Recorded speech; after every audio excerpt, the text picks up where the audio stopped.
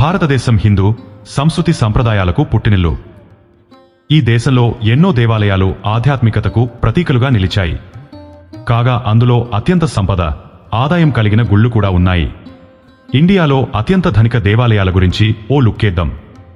Richest temples list చూస్తే ముందుగా గుర్తుకు వచ్చేది తిరుమల తిరుపతి వెంకటేశ్వర ఆలయం.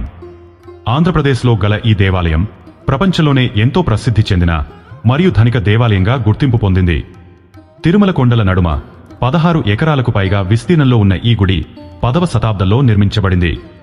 ఇక ఈ ఆలయం ఆదాయం ఏటా 1500 నుంచి 2000 కోట్ల రూపాయలకు పైనే ఉంటుందని అంచనా.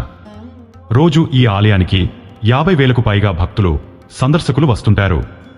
ఇక 3 లక్షల కోట్ల నికర విలువ కలిగిన ప్రపంచంలోని అత్యంత సంపన్న దేవాలయాలలో ఒకటిగా నిలిచింది.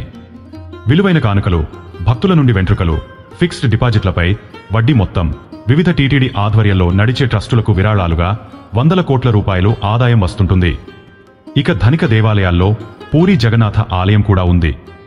ఒడిశాలో ఉన్న ఈ ఆలయం దేశంలోని అత్యంత ధనిక దేవాలయాలలో ఒకటి. దేవాలయానికి వచ్చే ఆదాయంతో పాటుగా ఈ మధ్యనే గుడిలో ఉన్న రహస్య గదుల ద్వారా అత్యంత విలువైన సంపదను బయటకు తీయడం జరిగింది. అంతేకాదు లోపల తెరవాల్సిన గదులు కూడా ఇంకొన్ని ఉన్నట్టు చెబుతారు. 11వ శతాబ్దంలో నిర్మించిన ఈ దేవాలయానికి ఎన్నో ప్రత్యేకతలు కూడా ఉన్నాయి. నిత్యం వేల మంది దర్శించుకునే ఈ దేవాలయానికి 100 కోట్ల స్థిరాస్తులు ఉన్నాయి. 30,000 ఎకరాల భూమి కూడా ఉన్నట్టు తెలుస్తోంది. ఇక నేల మాళిగల ద్వారా 1000 కోట్ల సంపదను కలిగి ఉన్న దేవాలయంగా ప్రసిద్ధి చెందింది కేరళలోని అనంత పద్మనాభ స్వామి ఆలయం. తిరువనంతపురం దగ్గరలో గల ఈ ఆలయం 1,20,000 కోట్ల ఆస్తులతో ప్రపంచంలోనే అత్యంత ధనిక ఆలయంగా నిలిచింది. బంగారు విగ్రహాలు, వజ్రాలు, వెండి, పచ్చలు, పురాతన వస్తువులు ఇలా 1000 కోట్ల సంపద ఈ దేవాలయం నేల మాళిగలో ఉంది. కొంతవరకు బయటకు తీసినా ఇంకా కొన్ని గదులు తెరవలేదు. ఆ గదులకు నాగబంధం ఉండటంతో వాటిని తీయడానికి వెనకడుగు వేస్తున్నారు. ఇక ధనిక దేవాలయాల్లో గోల్డెన్ టెంపుల్ కూడా ఒకటి. పంజాబ్ రాష్ట్రంలో అమృత్సర్ పట్టణంలో ఉన్న గోల్డెన్ టెంపుల్ దేశంలోని అత్యంత ప్రసిద్ధ దేవాలయాల్లో ఒకటి. 400 కిలోల బంగారంతో ఈ దేవాలయానికి తాపడం చేయించారు. అందుకే దీన్ని గోల్డెన్ టెంపుల్గా పిలుస్తారు. ఈ గుడి వార్షిక ఆదాయం 500 కోట్లకు పైనే ఉంటుందని అంచనా. 5వ సిక్కు గురువు గురు అర్జన్ సహాయంతో ఈ మందిరం నిర్మించబడింది. గురునానక్ ఇక్కడ ఆలయం నిర్మించకముందు ధ్యానం చేసేవారట. 1581లో నిర్మాణం స్టార్ట్ అయ్యి 8 ఏళ్లకు కంప్లీట్ అయ్యిందని చెబుతారు. ఇక అందరూ భక్తితో కొలిచే షిరిడీ సాయిబాబా వారి ఆలయం కూడా ధనిక ఆలయమే.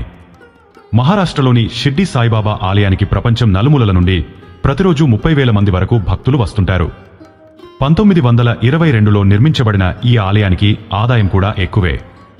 సాయిబాబా వారు కూర్చున్న సింహాసనం దాదాపు 100 కిలోల బంగారంతో చేయబడిందట. దాదాపు 400 కోట్ల విరాళాలు, నగదు, చెక్కులు, బంగారం, ఇతర ఆదాయాలు చూసుకుంటే 500 కోట్లకు పైనే ఉంటుందని అంచనా. ఇక ఆలయ ట్రస్ట్ ద్వారా సేవలు కూడా అందుబాటులో ఉన్నాయి. 2 ఆసుపత్రులను నిర్వహించడంతో పాటు ప్రతిరోజు దాదాపు 1,00,000 మంది భక్తులకు షిర్డీ ట్రస్ట్ అన్న ప్రసాదం అందిస్తుంది. ఇక గుజరాత్లోని సోమనాథ్ ఆలయం కూడా అత్యంత సంపద కలిగిన ఆలయంగా ప్రసిద్ధి చెందింది. భారతదేశంలోని 12 పవిత్ర జ్యోతిర్లింగాలలో మొదటిది ఉద్భవించిన ప్రదేశంగా ఈ ఆలయం ప్రసిద్ధి చెందింది. ఈ ఆలయానికి ఎంత సంపద ఉంది అనే విషయంలో క్లారిటీ లేనప్పటికీ ఈ ఆలయానికి 300 కిలోల బంగారం వివిధ రూపాల్లో ఉన్నట్టు సమాచారం. 1700 ఎకరాల భూమితో సహా వివిధ రూపాల్లో ఆస్తులను కలిగి ఉందట సోమనాథ్ ఆలయం.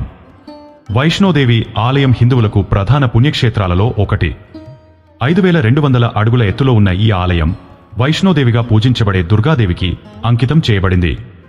108 శక్తి పీఠాలలో ఒకటిగా పరిగణించబడుతుంది.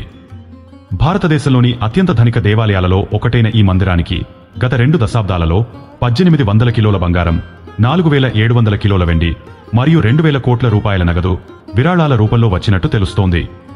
ఇక ముంబైలో ఎంతో ఫేమస్ సిద్ధివినాయక దేవాలయం. 2 శతాబ్దాల నాటి ఈ ఆలయం భారతదేశంలోనే అత్యంత ధనిక దేవాలయాలలో ఒకటి. ఆలయ ప్రధాన మూల విరాట్కు 4 కిలోల బంగారు నగలు ఉన్నాయి. ఆలయానికి 125 కోట్ల రూపాయల ఆస్తులు కూడా ఉన్నట్టు తెలుస్తోంది. రోజువారీ ఈ ఆలయానికి 30 లక్షల ఆదాయం వస్తుందట. ఇక్కడ కొలువైన గణపతి దేవుడు విశిష్ట లక్షణం కలిగి ఉంటాడు.